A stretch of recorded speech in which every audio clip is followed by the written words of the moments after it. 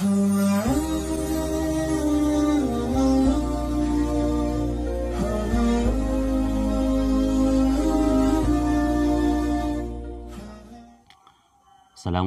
warahmatullahi wabarakatuh. Bismillahirrahmanirrahim. Allahumma salli ala Sayyidina Muhammad wa ala alihi wa sahbihi ajma'in. Saudaraku sekalian yang dimuliakan oleh Allah Subhanahu wa taala. InsyaAllah pada kesempatan kali ini, di dalam video kali ini, kita akan membahas bagaimana cara menanggapi atau bagaimana cara mengatasi penyakit yang disebut dengan lemah syahwat.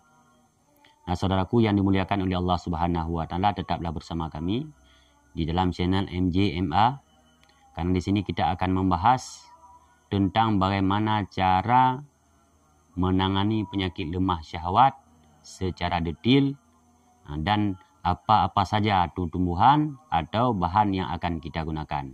InsyaAllah pada kesempatan kali ini kita telah menyiapkan untuk menangani atau untuk mengobati penyakit yang disebut dengan lemah syahwat. Ini kita telah menyiapkan yang pertama sekali bawang merah. Yang kedua kunyit dan madu. Inilah dengan tiga bahan ini, InsyaAllah penyakit yang kita derita, penyakit yang kita alami yang mengenai dengan lemah syahwat, InsyaAllah ini akan sembuh kembali, akan kembali normal seperti biasa. Adapun bagaimana caranya dan sebanyak apa yang akan kita gunakan untuk pengobatan penyakit lemah zakar atau yang disebut dengan lemah syahwat ini, tetaplah bersama kami. Yang pertama sekali, saudaraku yang dimuliakan oleh Allah Subhanahu wa taala, yang pertama sekali di sini kita mengambil bawang merah sebanyak 5 butir. Usahakan saudaraku untuk mengambil bawang ini, ambillah bawang merah yang induknya bawang. Dan untuk besarnya, ukuran besar bawang itu seinduk jari. Bawang sebesar seinduk jari kita ambil dengan 5 butir bawang. Dan yang kedua, kita mengambil yaitu kunyit. Kunyit ini kita ambil 3 potong dengan ukurannya per potong kira-kira 3 ruas jari. 3 ruas jari per potong, kita ambil 3 potong. Nah, setelah itu, setelah kita bersihkan kedua benda ini, lalu kita ambil blender atau tempat tumbuk atau tempat penggilingan, bawangnya kita bersihkan. Kita bersihkan bawangnya, kulit bawang yang tua kita pindah. Setelah kita bersihkan, bawang ini kita cuci dengan bersih, baru kita masukkan ke dalam blender atau ke dalam tempat penggilingan. Setelah itu kita giling bawang ini dengan menggunakan sedikit air putih, yaitu kalau kira-kira kalau airnya kita masukkan ke dalam gelas, ini kira-kira airnya seruas jari. Seruas jari. Kemudian bawang ini kita haluskan. Setelah kita haluskan bawang ini bawang ini kita peras saripatinya. Saripatinya kita peras dengan menggunakan kain atau barang sebagainya. Nah, setelah itu saripati yang telah kita peras ini kita masukkan ke dalam gelas. Kemudian kita ambil kunyit 3 potong dalam ukuran panjangnya per potong itu 3 ruas jari. Juga kita masukkan ke dalam alat tumbuk atau ke dalam blender. Kita blender sehingga benar-benar halus dengan menggunakan air putih sebanyak 2 atau 1 ruas setengah jari. 1,5 ruas jari. Setelah kita blender dengan halus, ini saripati kunyit ini juga kita peras saripatinya. Yang kita ambil saripati kunyit. Setelah kita ambil saripatinya, kita masukkan bersamaan dengan air bawang, kemudian kita aduk hingga rata. Nah, setelah itu, setelah kita aduk dengan rata, kita tambahkan madu.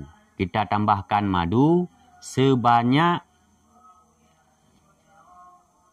50 mili atau setara dengan 1,5 ruas jari.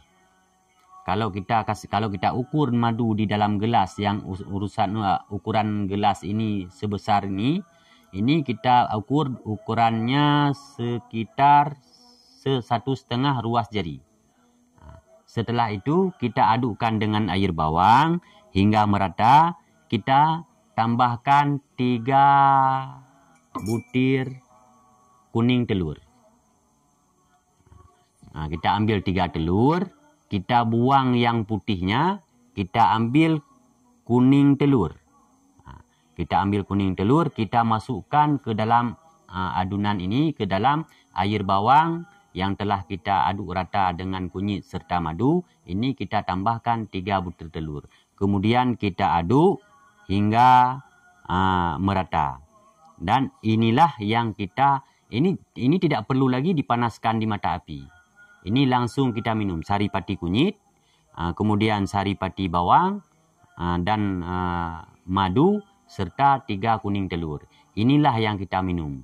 Langsung kita minum.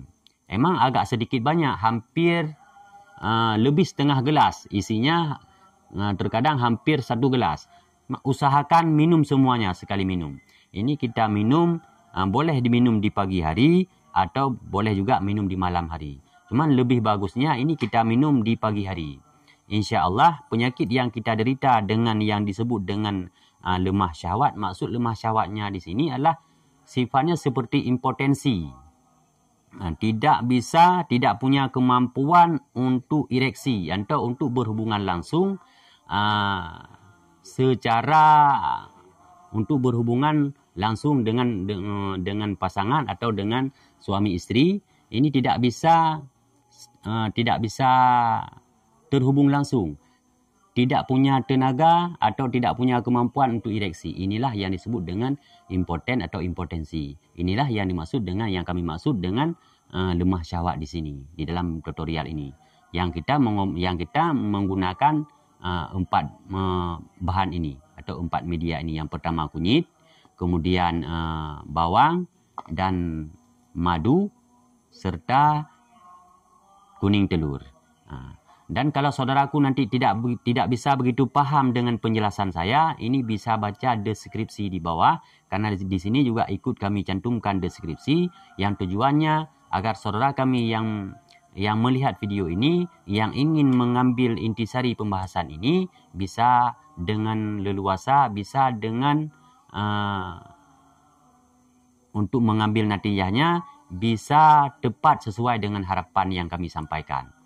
Nah, saudaraku yang dimuliakan oleh Allah Subhanahu wa Ta'ala, sebagaimana biasa, kita tetap berusaha dengan apa saja di dalam sebuah pengobatan, yang namunnya kita tetap berharap kepada Allah agar kiranya senantiasa menyembuhkan kita dari penyakit apa saja yang kita derita.